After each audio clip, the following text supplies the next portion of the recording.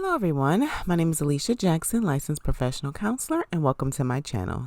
At this channel, we do a quick therapist review as we are learning. We're learning about relationships. We are learning about what it takes, what happens, what's the communication, what's the miscommunication, why can't we get things right in relationships. This is where we learn, and we kind of learn about the couples, and we learn a little bit about ourselves. Here on this channel, we get curious. We dig in. We ask questions. We really try our best. It is human nature to sometimes assume and judge from our past experiences. And what we try to do is take things at face value and understand what's happening with these couples. If you are returning, welcome back. Be sure to like the video and of course subscribe to the channel. If you know anyone who is interested in Married at First Sight and interested in tapping into their curiosity to learn a little bit more about what's happening, be sure to share this video with a friend or a loved one, and let's get into it. First, we have Stasha and Nate. They're feeling really great after the retreat, feeling secure in their relationship, saying things are going well. And they are trying to make, moves to move in with each other. And Nate finally gets to see his new home. And Stasha takes him and he sees the beautiful home that she's created. I love the bathroom towel, that black bathroom towel. My goodness, and that bathtub. Gorgeous. And at the same time, Nate comes in, it seems like they have a really good balance. Stasha has this part of her that is very, very optimistic. She jumps in and she feels like everything is going to be great. I'm going to take your last name as Barnes. Parenting's going to be fun. This is going to be great. And Nate comes in with the reality. He comes in with the reality and a little bit of, there's some pessimism there, right? There's a part of him that's like, things aren't going to be as great as you think. And so they're going to help to balance each other, where Nate will begin to hopefully embrace some of the optimism that Stasha brings, and that Stasha will, take in some of the realistic and more balanced approach to life. So Nate's saying, hey, everything's white. Everything's really white in your house. And you want children. Let's talk about that. And she's like, I'll watch them. And I said, oh, Stasha. Stasha is not aware that children are fast, especially toddlers. They're very fast. They spill. And even as teenagers, I have dishes that we were given on our wedding day because I was Instamom. And so I have dishes that I have, and my husband, we keep because we're afraid that the children are going to break them, just because that's what children do. That's what they do. They make a mess. It's just a part of who they are. And so Stasha is a little bit in denial in regards to that, and also in regards to how the planning of their family is going to be, as Stasha's saying, hey, we can have children and still travel and still have fun. And she is right. And at the same time, traveling with children is different. Traveling with children is different than traveling with you and your husband. It is completely different. How I describe it is traveling with your husband is a vacation, and traveling with your children is an excursion. And you can still have fun. You will still have fun, but you will be tired at the end of it, okay? You will be exhausted. Nate and Stasha are at the store and they are shopping for doorknobs, and Stasha's struggling to relinquish control. This part of her that's like, I have this vision for my house. I have this vision for my life. And Nate, you're just supposed to come in and fit into this vision. That's the energy that I'm getting from this part of her that's like, let me handle the house and you can handle the garage. Nate has this part of him that says, hey, I'm a part of this, so my voice needs to be heard. I'm not going to roll with this. I need I need you to hear me, and I need to be a part of this decision making situation. And maybe there was a part of Stasha that was thinking, oh, well, it's my house, so he'll let me do what I do. But Nate's feelings of wanting this home to be something that they have together, that he can feel like is his home and not just he's Stasha's roommate. His feelings of wanting to have a say about what the decorations are, that there needs to be some blinds and there needs to be some grass, that Stasha's this part of her that is very demanding and wants things how she wants it,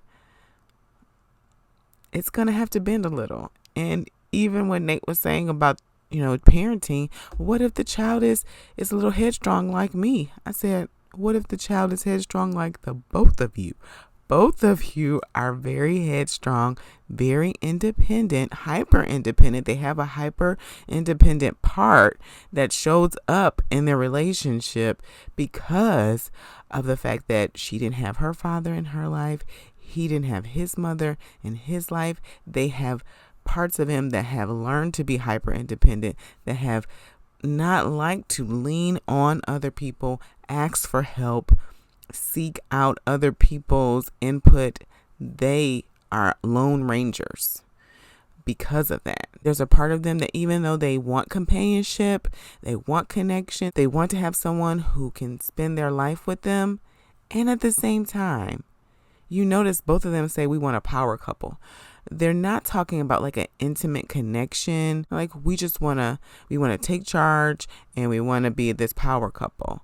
That is where both of them are coming from, and that's kind of where both of them are bumping heads a lot in this relationship. Even at the doorknob store, Stasha said, well, I'm really working hard because, I just want everything to be how I want it, right? Instead of, how we want, right? So she really wants him to bend and just say, you know what, Stasha, the house is yours. I'll take the garage. And some husbands do that.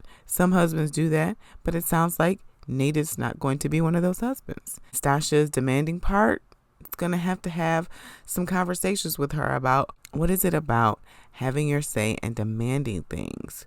What do you not trust? What do you not trust? Later, Nate took Stasha on a hiking trail and also gave like a little tutorial on how to make guacamole. And they're talking about children. And it's still not clicking a little bit for Stasha on how the reality of parenting. And at the same time, and we get to see later on the episode what the word fun means to Nate. One thing that is a plus for both of them is that they do ask questions about what each other is saying, because oftentimes we are attaching meaning to words for other people that aren't really real and true for them. So she talked about how later on, he explained when she said, parenting's going to be fun. Like you can still have fun, like it's reckless fun, like drinking, going out, because his mother was younger. So we're learning a little bit more. His mother was younger and she didn't want to be a mother. Okay, so Nate has a part up that is doing some investigation, that's checking in to see if Stasha is going to or really truly wants to be a parent, wants to live in the reality of parenting and what it's going to take and the sacrifices it's going to make sure that she is going to stay. She's going to stay. She's not going to leave. And the same for Stasha. She has this part like, hey, I want to make sure that you're going to really be here because I want to build a relationship with my family. I don't want to have a child and the father not be in their lives.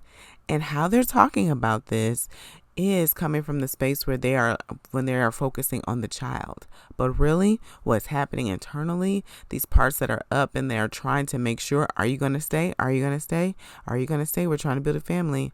Are you going to stay? We are coming together and I'm living in your house. Am I going to be homeless? These parts that are coming up are really protecting the part of them that has been abandoned.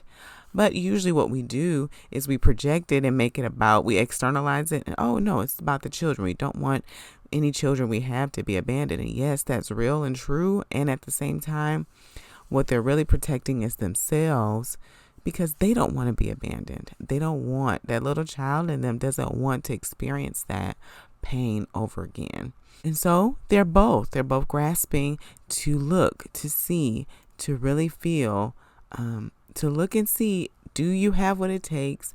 Do you know what mothering really looks like? The realistic life, everyday life of mothering, and how that's going to impact your life.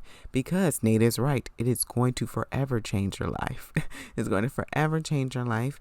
And Stasha wants to know, like, hey, I'm making these sacrifices. I want you to live in my home. I want you to connect. I want you to be with me, because I don't want to have another man that's in my life leave. These are real concerns. They'll need to listen to the parts of them that have these concerns, not listen to them like do what they say, but take a moment to sit with them to see what comes up. Because oftentimes the parts of us that have those concerns, that are nervous, we need to know what they need from us. Oftentimes we are trying to externalize and control, which you've heard this word a lot in the last few episodes. And we'll talk about that a little bit more, especially when we get to Lindy and Miguel. But what we try to do is externalize our needs when really what we need is something from ourselves. And so Stasha is going to have to check in and see what she needs from herself in order to feel secure in this relationship. Not saying that Nate doesn't need to show up, right? But there's something that she needs from herself in order to feel secure, especially since Nate is present. He is present. At the beginning, I have to admit, I was a bit skeptical. I had a part of me that was like, I don't know about you, Nate. But it really seems like Nate is truly present in this relationship and is making some effort. And Nate needs to check with him and do the same to see what he needs to feel secure in this relationship. And Stasha's demanding part, we're going to have to compromise. Especially with the home, because he's coming into her version of the White House, right? And he's like, I want it to look like me too. I feel like these are things that they can work through. I really do feel like these are things they can work through. Stasha's in therapy. Nate is talking about being in therapy. So if he really clings on to the process and dives in, because I feel really hopeful about this relationship. Next, we have Kristen and Mitch. Oh, Mitch. Okay, here we go. So they are debriefing. They're debriefing after the retreat and talking about how things went. And Mitch stated that Kristen was his favorite part of the retreat. So sweet. Mitch is trying. Like, there's effort there that he's trying to affirm her. In his way. It has to be his way with Mitch. There's this part of him that does not want to concede to do something that someone else wants. And that's coming from a place of hurt. That's coming from a place that he needs to get a little curious about. Not saying that he needs to be like a robot for her, like not saying that, but she's asking for some words, and it's a small ask. It's the same thing with the shirt, right? It's a small ask. That's something that Mitch needs to get a little curious about, really curious about, and say, what is it about? What is about conceding? What is it about doing something that someone asked me to do that is small? That is very small. It may not be something that it may not be language that I would use, right? It may not be language that I would use. It may not be a shirt that I would wear, but it's a small ask. What is it about that is disturbing for me? That's distressing for me? How is this behavior protecting me? Something for him to get curious about. Mitch is going for a conference for work, and I am thoroughly convinced that Mitch is not aware. There's a lack of awareness there of how his words land for someone else. there's not a part of him that's like sensitive to that or aware of that. He is coming from a place. There's this part, right? This part that's very like making sure he's very authentic, like to a point where it harms him. It harms him greatly. But he's more focused on being aware of being true to himself, that the part of him that thinks about how are these words landing for my wife, it's missing. It's missing. So it's like, oh, I'm leaving and I hope I miss you. I really hope, that I miss you. And maybe that's true. Maybe that is true. I'm curious how that landed for Kristen. Kristen gives Mitch so much grace. She gives Mitch so much grace. There's a part of me that's like too much grace. And maybe it's because she understands where his words are coming from, that she knows like there's really no malice there. And at the same time, they're hurtful. Like they are hurtful words. And he's like, yeah, hopefully I'll be able to, be single Mitch. What's happening there? What's happening there? Kristen took it in stride and she said in her confessional, like, I'm curious. I'm really concerned about single Mitch. Like, what does that mean? What does that look like? What's happening there? And this is just another example of how he isn't aware, how he is truly not aware of how his words are landing for Kristen. That single Mitch, what does that mean? She just met you 7 weeks ago. She doesn't know what single Mitch means to you. For him, he's like, oh, I'll be able to do some of the things that I was doing in my life before we got married. And at the same time, you are married, Mitch. You are married. And so we see this tug of war between him of single Mitch and married Mitch. And this comes in this place again where compromise is something that is scary for Mitch. Let's be honest. It's scary for Mitch. It is unsafe. And there's reasons why that is. There's some fears he has up about that. There's some beliefs he has. Like, if I compromise for someone, then X, Y, and Z will happen. If I compromise, maybe his mother was too compromising and dad left, right? I don't know what happened in their marriage. That for an example. So maybe his childlike part was like, I'm never going to compromise for anyone because they'll still leave. Okay. And so there's a part of him that has this fear that's like, I'm not going to compromise. Well, we have single Mitch and we have married Mitch, and they are in a tug of war in his mind where he's like, I don't know. This is a lot for me. This is a lot of change. And this is something that he has to grieve. He has to grieve if he wants to be in this marriage. I tell him the truth. Okay, Mitch, I don't know anyone else who's going to have the patience and grace that Kristen has for you. I truly don't know if there's someone else on the planet that's going to do that. Mitch needs to take that into consideration on decision day. He truly does. Not saying that he needs to settle, but that's something that he needs to take into consideration. Mitch comes with a lot. He's a prickly pear. There are parts that he has lots and lots of parts up surrounding him regarding how his life has to be, right? Control, because there's a lot of hurt in there. Mitch. And so because of that, he has to determine if he's going to grieve old Mitch, if he's going to grieve single Mitch. And it's not to say that all the parts of single Mitch have to be tossed away. He can still be himself. But married Mitch, it's different. Marriage is a completely transforming experience.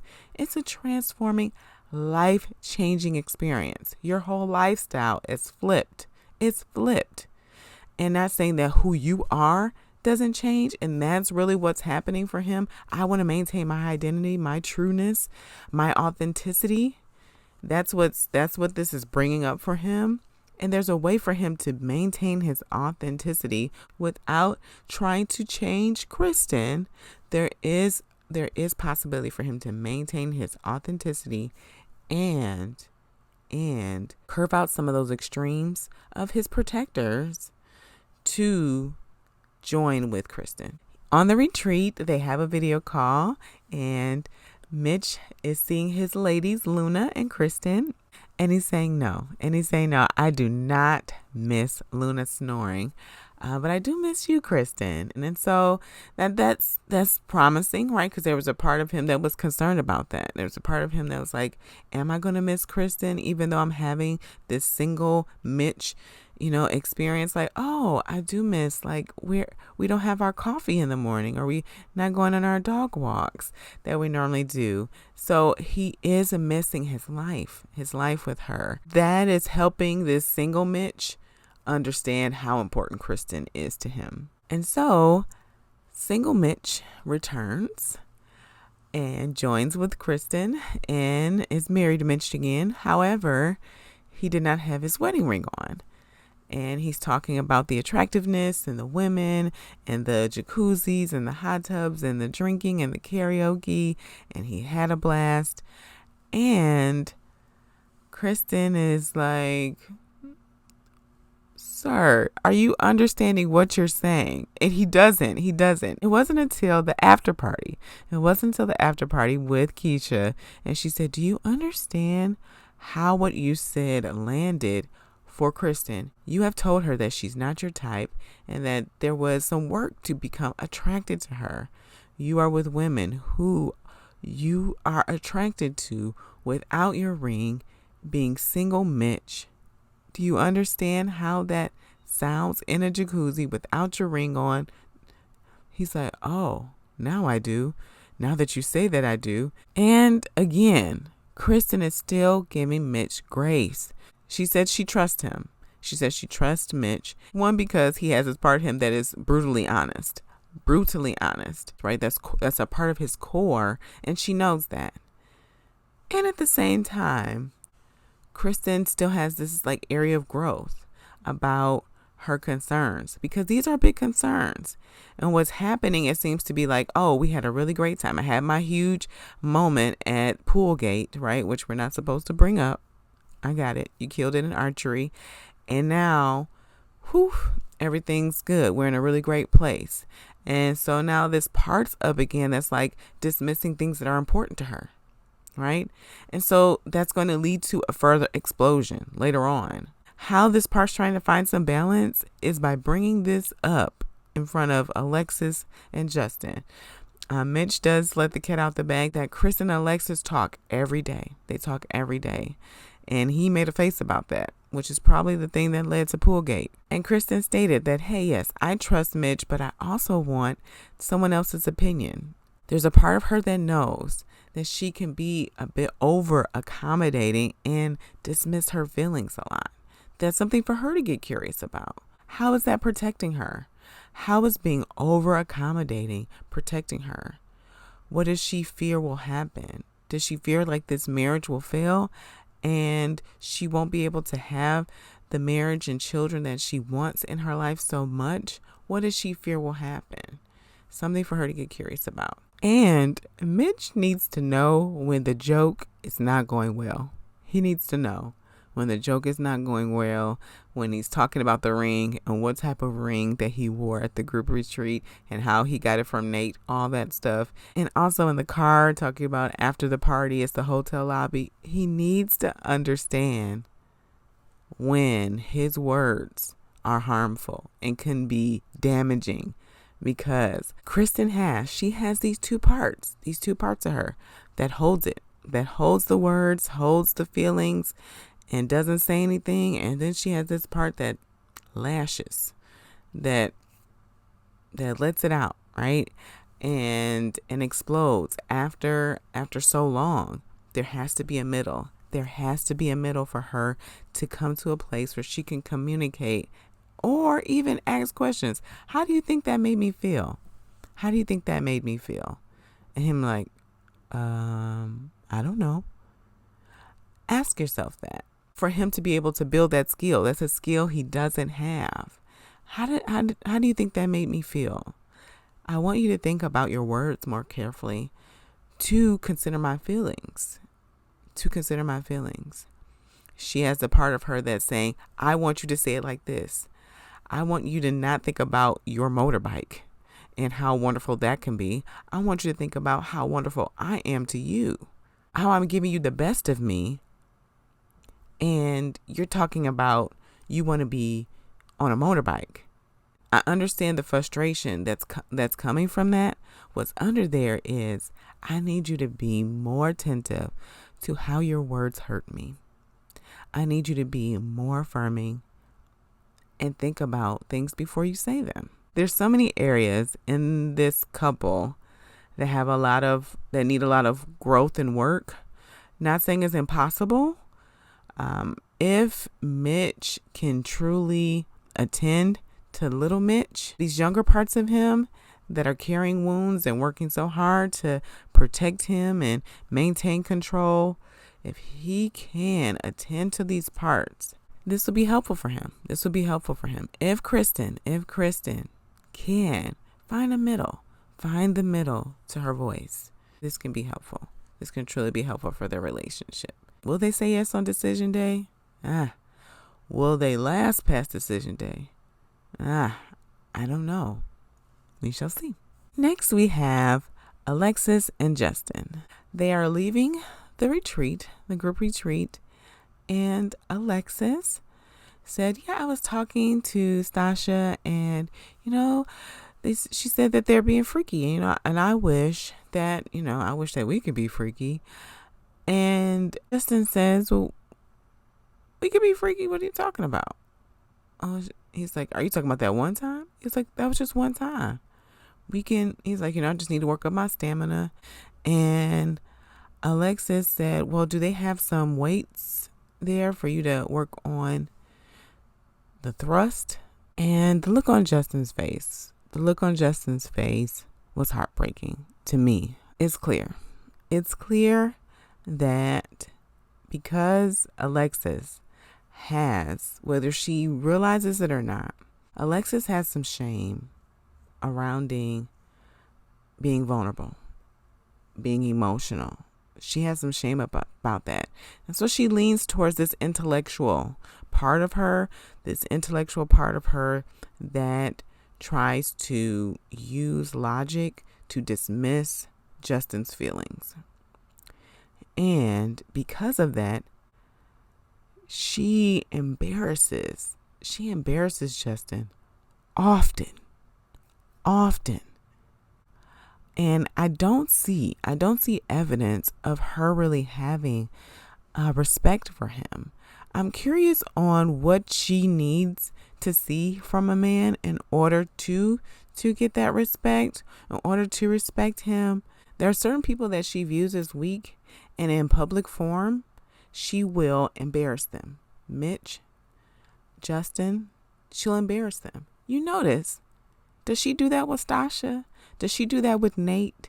There's a part of her that has more respect for them because they have these intellectual parts like she does. But people who have more emotional reactions or responses, even Lindy, she said some negative things even early on about Lindy. There's this part of her that has this internalized shame about emotions. And when in public forum, she embarrasses them. Or says hurtful things or nice, nasty things about them because of her shame and how she feels about emotions. I really hope that Alexis sees herself and gives herself permission to feel. Gives herself the permission to feel. Because even in this relationship that she's navigating with Justin, it's all in her head. Especially because she allowed herself to be soft, right? She allowed herself to be soft in the honeymoon, and then the situation with the dogs happened, and then this intellectual Alexis came up, and it's been present throughout the marriage. And Justin is catching wind of this. Justin's catching wind of this because he picked up Maya from the obedience school. And his best friend, his really great best friend, who drove 17 hours to come get Maya, came to pick up the dog. He had to say goodbye to her. And he was doing this because he felt like Alexis and Justin were going to stay married, that it was a yes. They were committed to each other. He did this believing that. I'm going to make this decision because I know that Alexis is as committed to me as I am committed to her. No, she is not. Justin saying, hey, if it were me, and we know Alexis is not Justin, but he would want, there was an expectation for Alexis to be upfront because he is upfront. Justin says what he means. He does. Justin says what he means. He does not hold anything back. Well, during this experiment, my experience is that Alexis has this part of her that indirectly communicates, that uses passive-aggressive communication to communicate her feelings. Because one, there's this vulnerability, right? So it's indirect communication.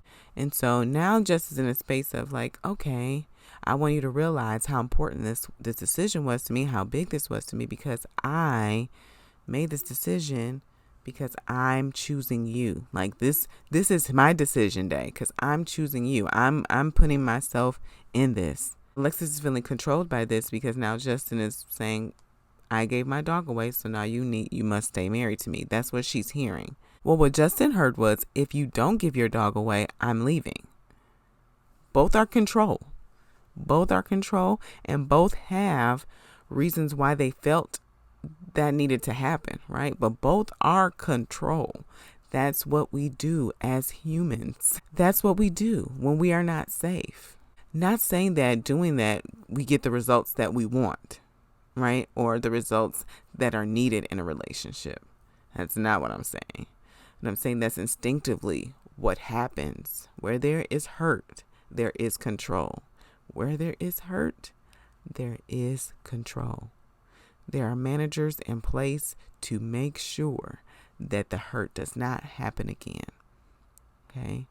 And so I'm giving my all to make sure you're going to stay in this marriage. Similar, I'm giving my best, Dad, to make sure you're going to stay in my life. Or his past relationships, I'm giving my all so that you don't leave. And so he puts out the feeler via text. Now Justin, we know that communication is something that's an area of growth for him. So he put this via text message, which we know this was not a text message conversation. But hey, I just need to know. Yes, on decision day. All right. Let me know. I need that right now because I'm missing my dog. I got parts of me that are telling me that I made a mistake that was not okay. Like I dishonored myself. Like that's what I'm feeling is coming from this. And she said, where's this coming from? Okay. I'm committed. I'm patient. I'm here. That's not enough. He wanted a guarantee yes. And so because of that, there's some clarity. There's some clarity that's happening for him where he's saying, hey, Alexis, I don't really feel like Alexis is really ready to be vulnerable. And I have to agree. I feel like Alexis has some unresolved stuff. There's a fear of being soft, fear of being soft. Now, Justin is soft. He is vulnerable. He is vulnerable. And so there's parts of her that are saying, hey, I need to see some strength, what she views as strength, right? I need to see some strength to feel safe, to be soft. And that's because she doesn't realize that vulnerability is strength. Justin is talking with Nate and he's saying, you know what? I feel like I got played and I'm at a 90% no. I'm a 90% no. Nate gives his opinions about Alexis, which he has not bit his tongue at all about, but he breaks up a great question. How come Alexis is so direct, is so upfront, is so direct about everything and cannot be direct in this situation, cannot be direct about where she is? It's a yes for me. It's a no for me. She can say, I'm undecided. And she says it's a 90% no for me. And they're meeting with Mitch and Kristen. And Mitch, in true Mitch form, asked him, well, is 90% enough for you, Justin? And he said, no, it's not. It's not. This is a situation where Justin made a huge sacrifice. And because of that, now that puts weight on Alexis' decision. And what needed to happen is for Justin to have a conversation with him about if the sacrifice was going to be too great. And that's what it feels like, that this sacrifice was too great for this relationship. There needed to be a compromise. There needed to be more communication about the compromise. Maybe Maya wears a muzzle around the house to make sure that Newton's safe, and we keep them in separate rooms. Because this is my dog. It's my dog, and I apologize. I'm sorry I was not upfront with you about Maya's past behavior. I don't want to lose my dog. I also don't want to lose you. Can there be a compromise? And at the same time, there's a part of Justin that was afraid to lose Alexis. It was afraid to lose her and made that compromise. And now because of that, there's another part of him that's coming out that's saying that we're not listening to ourselves. You didn't listen to me. I told you this sacrifice was too big. I need you to look at everything Alexis is doing because this is hurting us. This decision is hurting us. It seems like every episode is an unofficial decision day for this couple for the last few weeks, with her saying that she couldn't see herself being married to Justin, or that she doesn't have what it takes to be married to Justin.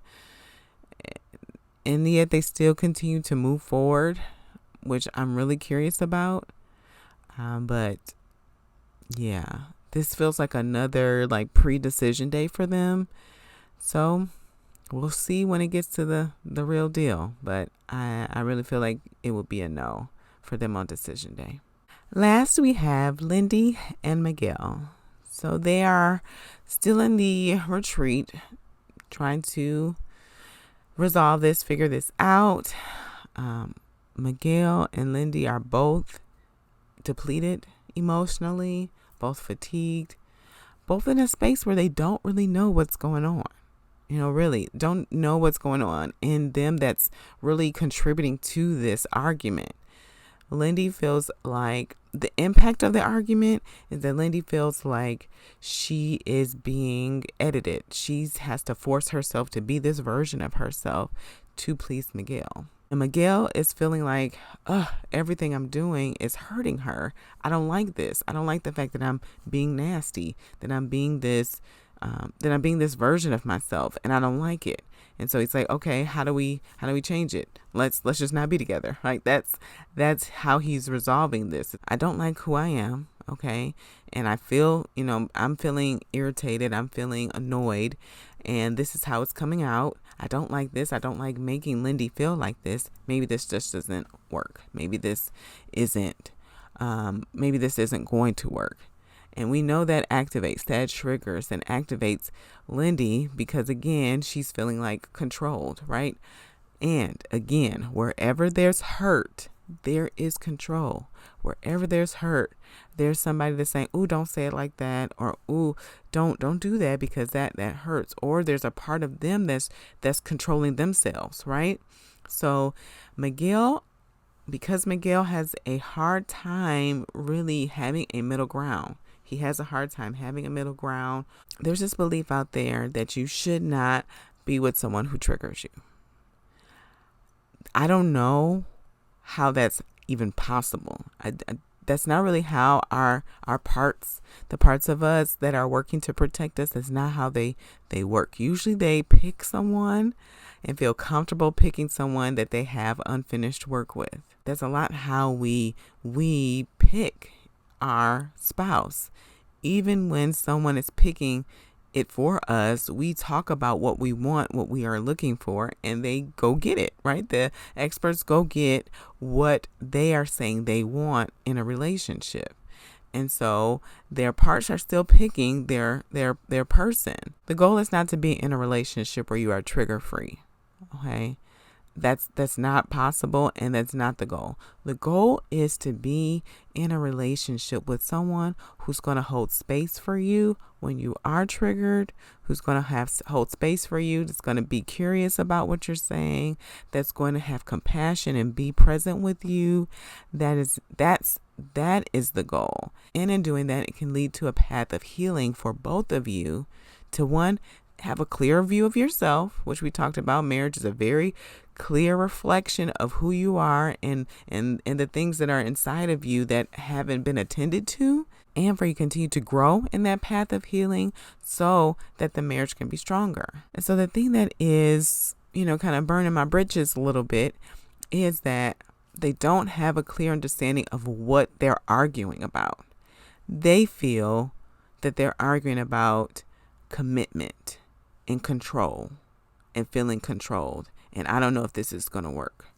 That's not what they're arguing about at all.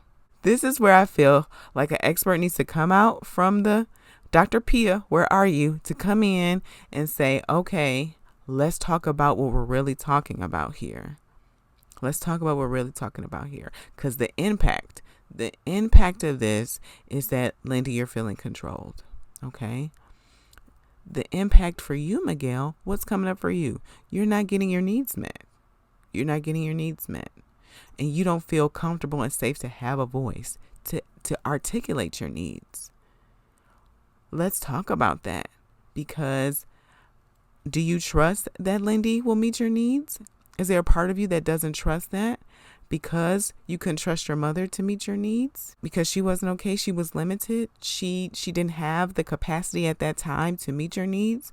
And so there's a part of you that doesn't ask for help, that doesn't use your voice, doesn't say what you need until you get to a place where you are frustrated and it comes out in a nasty tone. That's his words. It comes out in a nasty tone of, well, oh, you don't want to change your name? Well, then just keep it that way then. And that's not how Miguel wants to communicate it. And at the same time, he doesn't trust himself to communicate it. That's where this is. That's the real issue. That's the real issue. And I will give Lindy this. Even though, like she said, she's been made the villain and been characterized as childlike. Even I have done that, because at times she is childlike. She has a more mature outlook on marriage when it comes to, we need to work at this. And for Miguel, if there's one sign that things are going wrong, well, maybe this isn't it. Well, maybe this isn't going to work, because there's a part of him that is protecting him from staying in situations that are not okay for him, because he's done that in the past, right? So anytime that there's a is this a red flag? Is this a red flag? Is this a red flag? Because he has ignored them in the past. Remember, in the first few episodes, he talked about that. And now, anytime there's something, then okay, this is it. This is the defining moment. We need to end the relationship. That's a way he's controlling. A way he is controlling this relationship to keep himself safe, so that he does not stay in a relationship where he is not happy. And so where Lindy is saying, like, hey, I'm actually committed. I want to work on this. I want us to work. And so let's do this. I think also too, what's a little bit terrifying for Miguel, because he's even said it, that he doesn't know how to make it work. He doesn't understand what's coming up for him and why he is acting out in this manner. He doesn't understand. And at the same time, he's looking for reassurance from her as well. And so it's fair. He is looking for reassurance from her, saying, hey, here's your assurance card. What about that name change? And we knew this would come back up. And he stated on the after party that he's trying to manage this part of him, this more masculine part of him that wants this name change. And at the same time, I hear him. I feel like there's a lot of cultural context that goes into that, and it may be playing into that, because I want to honor the part of him that's saying that. And at the same time, it really boils down to safety. it boils down to safety. In order for him to feel emotionally secure in this relationship, I'm doing a lot of sacrifice. I'm offering a lot from you, Lindy. I need to see that you're in this too. And this is the dance that every couple is doing, just because it's close to decision day. It's getting down to the wire, right? So it's bringing up, it's unearthing all their insecurities, all of really the parts of them that are frightened to be hurt again. Lindy is stepping into the Dungeons and Dragons world, and it seemed really interesting. Even, from her, she even said this, that the storyline seemed really kind of similar a little bit to their relationship, but it wasn't. That's not what I was thinking Dungeons and Dragons was about. It was interesting. It's not what I thought Dungeons and Dragons or a night doing that would be like. But after they played Dungeons and Dragons, they went their separate ways and talked about their concerns about this marriage. And Lindy lets it all out. And yes, Lindy needs a place to vent. She needs a place to vent. And at the same time, what happens? What happens when we vent from a place of anger? What the person who's receiving it, which is her friend, or if it's a family member, they're hearing the impact of how that person is making you feel. That's what they're hearing. They're not hearing the intent. And especially in this situation where both of them really doesn't know what they're really dealing with, what they're arguing about, it really paints Miguel as the bad guy, right? The bad guy from her friend's perspective.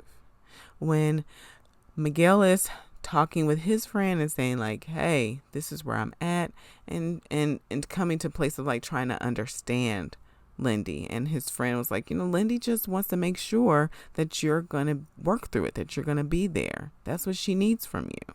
It's possible, it truly is possible to voice your frustrations about your marriage, and also protect the relationship, and not saying that you're not sharing things that, aren't concerns.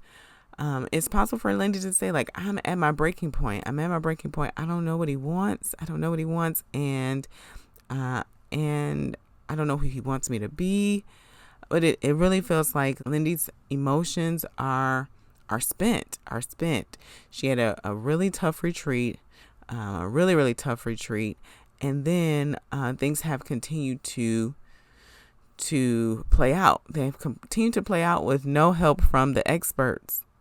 No insight from the experts. That's what I feel like had led to this explosion, which also led to Miguel feeling like, okay, so I really didn't know that you were feeling all like this. And she's saying, well, I don't feel safe to tell you all of this because, again, you have this part of you that's like, red flag, gotta go, And so she's feeling highly, she's feeling like she's in a box. Like nothing she does is right and nothing she does is okay. One, because Miguel has this part of him. He has this part of him that has these unrealistic expectations for what a relationship looks like, what a marriage looks like. And he's scared. He's scared of being a doormat. He's scared of being walked on. And he needs to find his voice. And they need to have an intervention with Dr. Pia specifically. I don't want Pastor Cal or Dr. Pepper on this one. We need Dr. Pia. Because I do see where this couple has some great strengths. They do. They just also have some great hurts that have not been addressed. And that's what's showing up. Where there's hurt, there's control. And that should be the title of this episode. Where there's hurt, there's control.